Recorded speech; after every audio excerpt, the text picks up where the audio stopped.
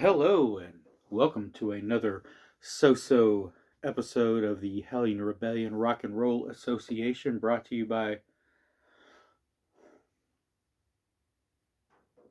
Holly Geist. Before we get started, we have a moment of silence that we have to recognize. This is a pretty sad one. It's a young man. He was 44 years old. He left us this week, and he goes by the name of, um, oh my God, there it is. Bob Breyer. He was the original drummer for My Chemical Romance. I don't know the circumstances surrounding his passing, but again, uh, if I had a favorite My Chemical Romance record, it would be Black Parade, and Bob Breyer played on that one. So let's go ahead and give a moment of our silent respect to Mr. Bob Breyer.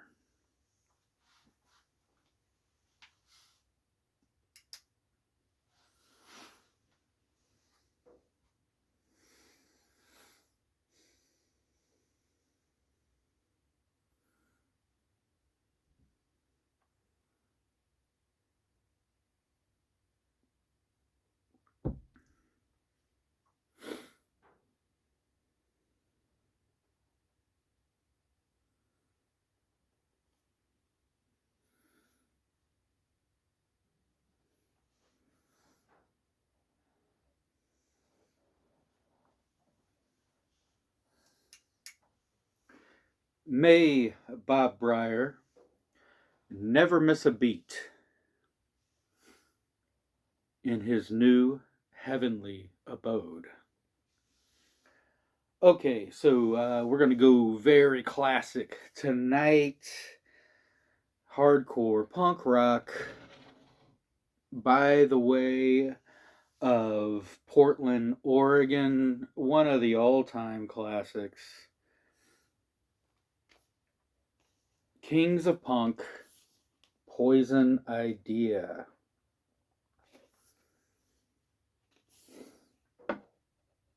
Poison Idea gets started in 1980, and they would go on to about 1994, 1995, 1996, somewhere in there. They would reform in 2000, 2001.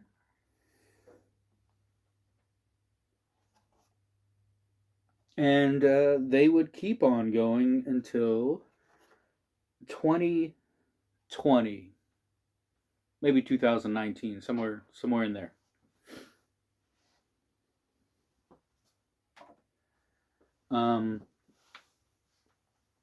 There's been a whole slew of individuals who have played in this band. It's a laundry list of talented musicians.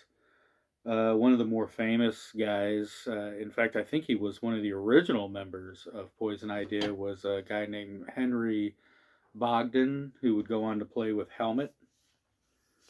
But there's been a lot of other guys who came from famous bands, went and did other things with bands. Uh, the one or two original members who've been consistent with this band is Jerry A. And I want to say Pig Champion has been with them for a long time, but I can't.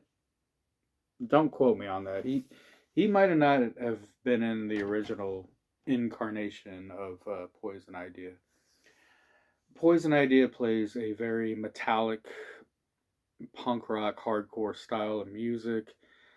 And it's fascinating to me because they were never really considered or lumped in with the crossover bands. They've just been very consistent with this style of just hard metallic punk rock.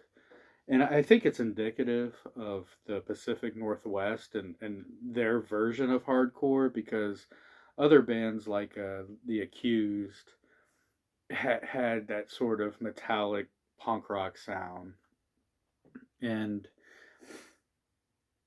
it's just funny that none of these bands were ever considered crossover bands. They were more likened to their L.A. California counterparts like Black Flag or the Circle Jerks. Um, what else can I say about Poison Idea? I actually acquired this. I've been very familiar with Kings of Punk since 1986 when this came out. 19 well maybe 1987. You know, all my skater friends who are more into punk rock than metal, they loved this record when it came out. At that time, I was probably way more metal than punk rock, um, but I had heard this plenty of times, and I gotta say, this is one of those records. If you consider yourself a punk rocker, if you collect this kind of music, this is easily in the top 10, top 20 albums that you must own. And I had a buddy who now lives in North Carolina who it irritated him to no end that I did not own any Poison Idea records. And and especially this one. He was like, "How can you call yourself a punk rocker? How do you even listen to this kind of music and you don't even own Kings of Punk by Poison Idea?" I'm like, "I don't know. It's never availed itself to me every time I went to the record store, you know? It's either too much money or it's not there." And, I can buy a bunch of 7 inches and stuff I've never heard before, find a diamond in the rough for a $20, $30 record. So I just never bought it. And I didn't buy it when it came out. But it actually irritated him because he was kind of like, if you don't own Kings of Punk, it's kind of like saying that you're a punk rocker and you don't have Nevermind Bollocks by the Sex Pistols. I mean, it's that important of a record. So 12, 13, 14 years ago, he actually sent me this record, and with a note saying, "Now I can sleep knowing that you own this." So I'm very much appreciative of that. I have been rocking this ever since. Again, I was very familiar with Poison Idea since Kings of Punk, and definitely since the record that came out after this one. What was it called? Feel the Darkness. That was a good one too. Um, one more thing before we start the jams is this is one of those records that I do not listen to without drinking a beer. I cannot listen to this record without drinking a beer. There's quite a few records like that for me. This is one of them, and when this video is done, I'm going to listen to the entire record and drink even more beer, is what I'm going to do. I don't. If I go to your house and you play this, you better have beer because I need a beer in my hand to hear this record. I don't know what it is. It's the riffs. Uh, I don't know what it is. Um, so there you go. Poison Idea, one of the most iconic punk rock bands to ever come out of the Pacific Northwest. When it comes to these guys, Kings of Punk or Feel the Darkness are probably the two that you really want to listen to the most. But honestly, these guys have never put out a bad record. Um, you're just gonna, you have to be into the whole metallic punk rock thing. So let's go ahead and spin this little thing. I'm just gonna spin the first two songs. I mean, they're all the songs are great. It's just easier to start it from the beginning.